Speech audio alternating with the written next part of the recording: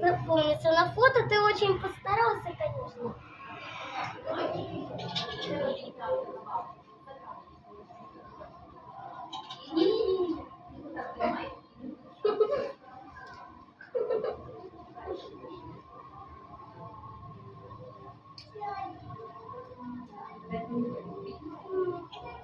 У него